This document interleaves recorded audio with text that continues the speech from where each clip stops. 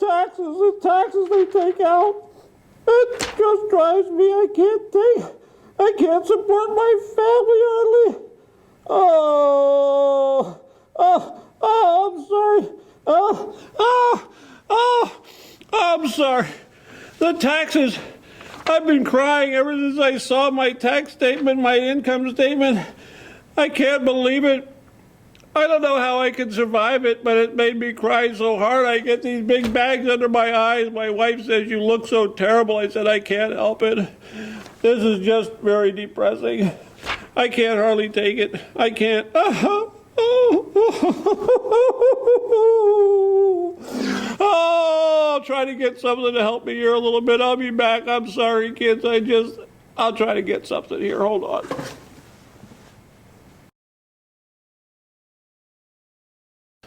Okay, I know I looked really bad there with those big bags under my eyes, and I thought maybe the sunglasses would help or something just to cover them up, but that's just the taxes. This is what you guys are going to be facing someday, the same thing that I face. Every time I get a paycheck, I just can't believe how much they're taking out every time, every stinking time. So anyway, let me take a break here for a few hours, and I'll come back and try to do better and try to get you through this section. Hold on, I'll be back.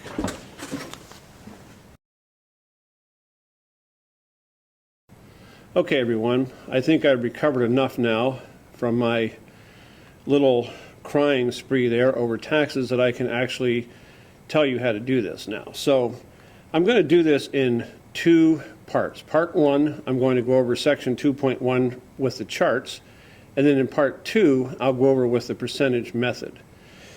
So the first way of figuring out federal income tax would be off of a chart. And in the book, there are two sets of charts, and they are on Google Docs. If you look in Google Docs, you'll see that I put the charts up there for you to see too. So on page 788 to 789 is the chart for single people, and on page 790 to 791 is the chart for married. So the very first thing you have to be sure when you're figuring out these taxes is that you are on the correct chart, if they're single or married. Now in the book, they give you an example here of a person who makes $425.88. She's married and claims 2 allowances. So the first thing you have to do is make sure that you are on the married chart on page 790 and 791. Now, you also need to look for the column for 2 allowances across the top. You'll see 2 allowances, and then you need to go down on the left side and find the range of her pay. And the income range is between $420 and $430. If you look on the left side, go down to $420 to $430. It's greater than $420, but less than $430. Go across to 2 allowances, and you'll see that the amount of income to be withheld is $15. Now that's coming out of her paycheck every week. $15 is what would be taken out of her paycheck every week for federal income tax purposes. So that means if she's paid weekly, in a year she'll have paid $15 times 52 weeks, and that would give you the total amount that she's going to be paid.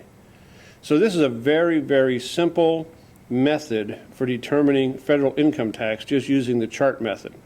So no matter what chart you use or how they're getting paid, in this book you have to get it to weekly. So for instance, if someone is being paid semi-monthly, you would have to take their semi-monthly amount of their paycheck, multiply it by 24, and divide by 52.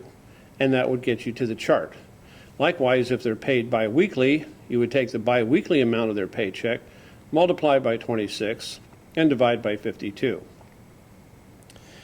Now, once you have their weekly amount off the chart, if they're paid semi-monthly, you're going to have to convert it in order to see how much is coming out of their semi-monthly pay.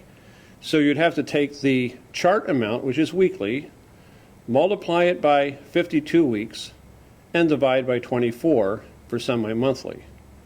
Or divide by 26 if it's bi-weekly, or divide by 12 if they're getting paid monthly.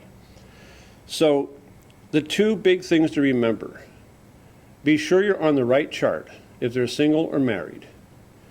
And be sure that however they get paid, you are converting to weekly, because these charts in the book are weekly.